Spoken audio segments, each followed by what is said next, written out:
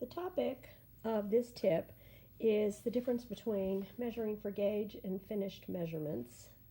This was something that came up on our Ravelry group for people going through level 1 where there's a question regarding this. And it's kind of a no-brainer, sort of, if you sit and think about it, particularly when it comes to finished measurements, because finished measurement says exactly what it is. You're measuring it when it's finished.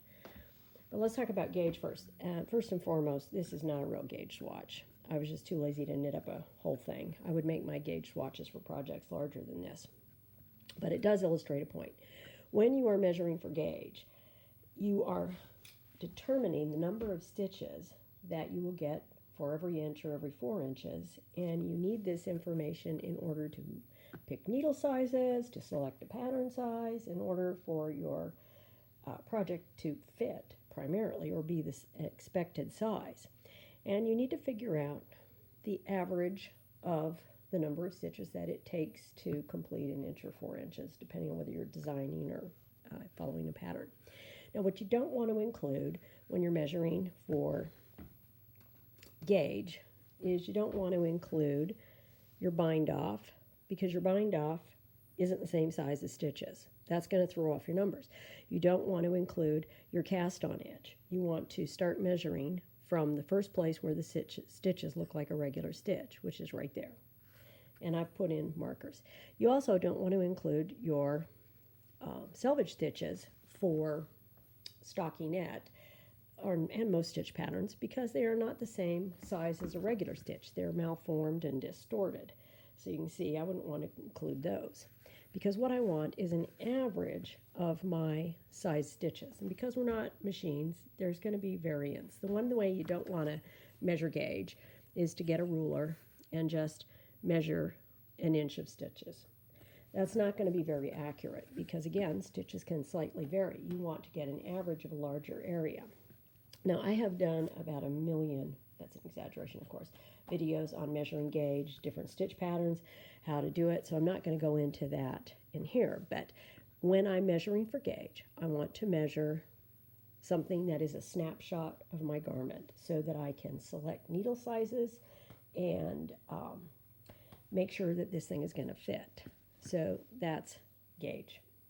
Now, the other thing that I've got is finished measurements. Now, what if this were a finished item?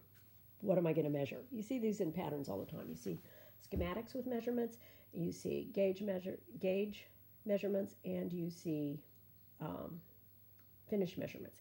Finished measurements are just exactly what they say. They are the measurements of the thing when it is finished.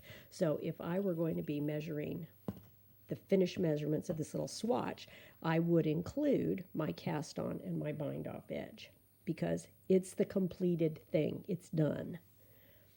And for the width, I would include all that I can see. Every stitch is visible. That's for a swatch. What about for a project?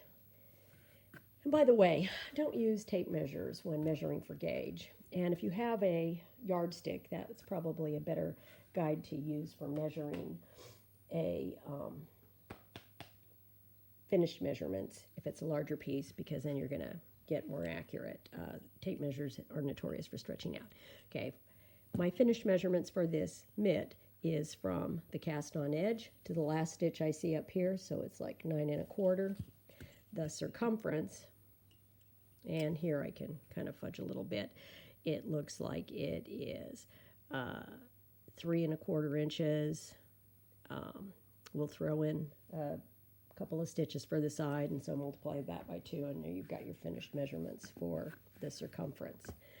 Now, in the blog entry that accompanies this video, I will have an example of doing finished measurements on a sweater. This is a baby sweater, and it's just too big.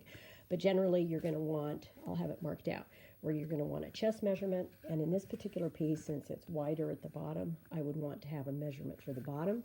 You would then want from the shoulder to the hem. And that would be all you'd need. Now, the difference between that and a schematic, if you look at the schematic for this, It is a measurement of the pieces before necklines are picked up, before sleeves are sewn in or picked up. It is the pieces that have been blocked and then measured, kind of like a pattern piece if you're using if you're seaming. So again, gauge measurements, you want to get the interior to give you a representation of how many stitches you have in an inch so that you can select a size, a needle size, and your garment will fit. Finish measurements are when the thing is all done, and so you know what you're shooting for there if it's going to match up with a pattern. All patterns provide that, and most patterns, if it's something that's going to be seamed and has finished edges, will give you a schematic as well, and that's a completely different set of measurements.